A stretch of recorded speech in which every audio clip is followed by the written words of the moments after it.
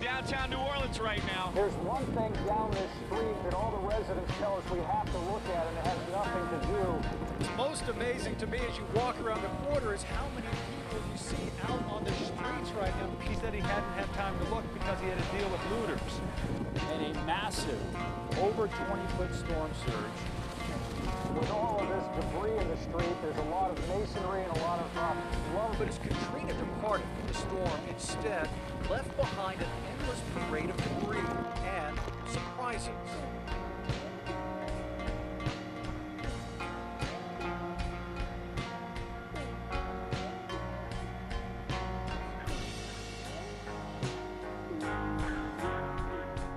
I believe it was Wednesday of that week when the people who had not evacuated, could not find space in the Superdome, began to walk out of New Orleans on a very hot baking day in the sun during the middle of the day. Helicopters flying over the Superdome, airlifting critically injured people. At the same time, military trucks, convoys carrying people out. There have been very few times in this journalist's career where I had to turn to my photographer and say, let's put the gear down. There's a woman right over there. She's collapsed on the asphalt. And she's apparently passed out or is passing out. We got to do something. We had never evacuated for a hurricane before. And actually, we only made the decision for sure to evacuate the Sunday morning before Katrina. We woke up about 3 in the morning, assessed the situation, decided, yeah, we better get out of here. And we packed up the cats and left about 5 a.m. A lot of my friends were in gridlocks for many, many hours, just burning gasoline or just sitting and waiting. And once we realized that we weren't going to be able to go back anytime soon because of the water coming in and going up so high, and they were still trying to get people out of New Orleans, we ended up coming up here because we had family up here as well. Once we got to Bloomington, we kind of thought, well, this has been a waste because it looks like the devastation hasn't been that bad and we're going to be able to head back to New Orleans quite soon. Only when we woke up Tuesday morning, we found out that the flood walls had failed on the 17th Street Avenue Canal was the one in particular that caused the flooding of our neighborhood. Of course, we didn't know for weeks, really, whether or not our house was flooded, but eventually we learned that it had been, and that we would be in Bloomington for a long time.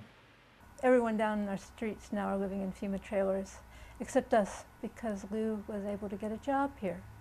A good job, which is just about a miracle in Bloomington, where there's so few, because he's a teacher in Severe Profound. And they, when he went in with his resume, they put it on top of the file, and that was one of the things Bloomington did for us. When I was first contacted by the Indiana Department of Homeland Security, we were asked to shelter 125 people. And with the addition of Ashton Center, we could keep them all in one location and have food and have services and resources and everything. The actual hall was Ashton, was a hall which we were planning to tear down. So we'd cut all utilities. At that point, our facilities folks set about getting the building ready. As things developed, the FEMA organized airlift program fell apart, and it never did materialize. So we never did receive the plane load of evacuees for Bloomington, nor did Indianapolis, Fort Wayne, or Evansville receive theirs. Yet we wound up with over 420 people who came to Monroe County on their own. In the end, we didn't use the building for the intended purpose in terms of housing a large number of people, but we ended up using the building as a central processing place for people that were victims of the Katrina disaster that were relocating to the Bloomington area. Approximately 90 students from LSU and other affected schools wound up at IU, and it was wonderful that IU opened their doors so quickly. We had people that came because of family members or friends or past graduates of IU or had some other connection to this community. And then there were a number of people who, quite frankly, got in their cars and just headed away from the disaster area, and some of those came here too. Other departments were really ready to jump on the bandwagon. Once the word started getting out and my name was out, I heard from School of Music, from IU Real Estate, several of our student organizations.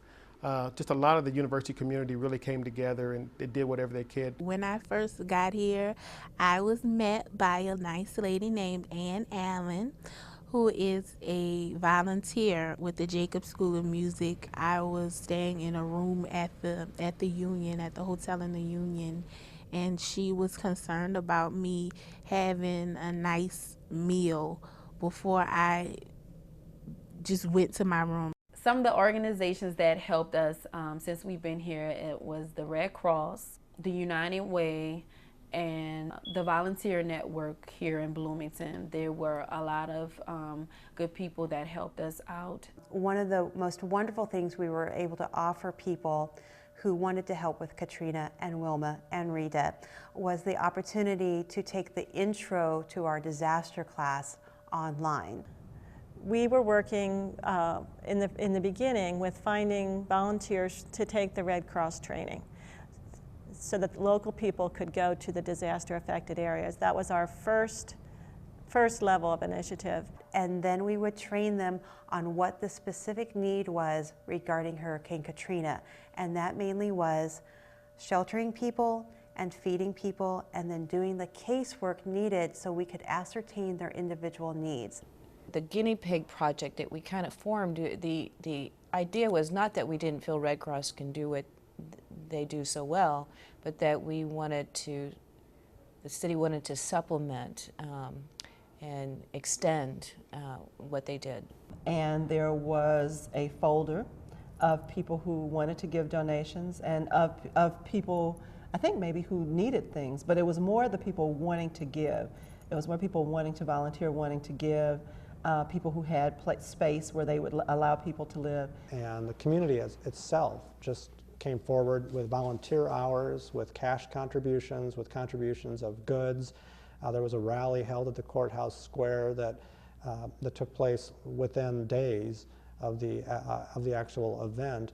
And we had people, church groups, all volunteering to drive trucks full of goods. I noticed that our church had put in the church bulletin that they were forming a Katrina Task Force Committee to try to provide some volunteer support for some of the Katrina evacuees that might be coming to the Bloomington area. This seemed to me to be a nice opportunity to do something that was a little more personal. One of the issues that we soon realized was that we had a lot of things that were going to come in, but no place to put it. And so we had heard that St. Vincent de Paul had this space, and we worked with them, and they allowed us to use their space to store furniture and appliances, small household items, and that was where people were able to gather those things. I think just the fact of knowing that there were a group of people that they could rely on, that they could call, must provide some sense of security and in such a difficult time. And I think there were friendships that were forged too. They adopted a number of families. It really was a beautiful thing. Ideas they're great. Like I had this idea of adopt a family, but I didn't make anything happen really. It was the people who responded, and then they took it over, like I said, and did it all. And we're heading to the headquarters so we can be processed in. And my first glimpse of the Superdome. I'm really grateful that I got to share the experience of seeing those locations that I'd seen on TV with fellow volunteers, and the family and friends that I made during my volunteer experience down there will carry me through any disaster response I go through in the future, and I'm really grateful for that. And that's another reason I can really recommend people to volunteer with the Red Cross, because it's a family of people who will work with you to cope under really amazing circumstances where you are actually able to make a difference in people's lives. You know, you've got Uptown, which was seemingly, unaffected by the storm, and then you have the French Quarter, which was not really affected by the storm as far as damage goes, but the Mid-City, which is where I live, and a few other neighborhoods, Broadmoor, they're coming back a little more slowly, and that's kind of, it's sad. I'm still waiting to see my neighbors that haven't returned. I don't know where we see ourselves in the future. I think everybody here in New Orleans is painfully aware that if we have another serious disaster like we had this past hurricane season, you know, the city could very well be finished. So it's hard to talk long term when you're talking about life in New Orleans. It fascinates me to think how a couple generations from now people will be saying, well, yes, when I was a certain age I had to leave my home in New Orleans and then I found a new home in Bloomington or Monroe County or somewhere else in Indiana, and I established a life there, and how these people's family histories have been changed because of this event. At first I thought, you know, maybe the hurricane came to wash all that away and maybe it would have made it better or something, but it hasn't made it better because all the crime is still going on. The schools haven't started back yet, so I don't know what they're doing as far as that situation is. I know that my aunt is in the New Orleans area trying to get my grandmother's house and her house fixed, overseeing all of that. So hopefully, because my grandmother's house was the central point where, you know, the whole family met. So maybe if that's fixed and that's up and running, then the family will start moving back gradually. I really hope so. I think my sons will have a better opportunity to take advantage of a lot more programs than they would have been able to, you know, participate in New Orleans, because they were cutting out so many different things for the youth. Well, we like the idea to believe we have a choice. And I think a lot of people are going through the same thing. I think we're going to be staying in Bloomington. I always wanted to stay in Bloomington, and now we're back here. I wanted to choose to come back here, though, not be forced to. I never thought that moving so far away from home, I would be comfortable with, you know, being so far away from New Orleans. But being here, I feel like I'm already at home. You know, it's everything about Bloomington is better for me.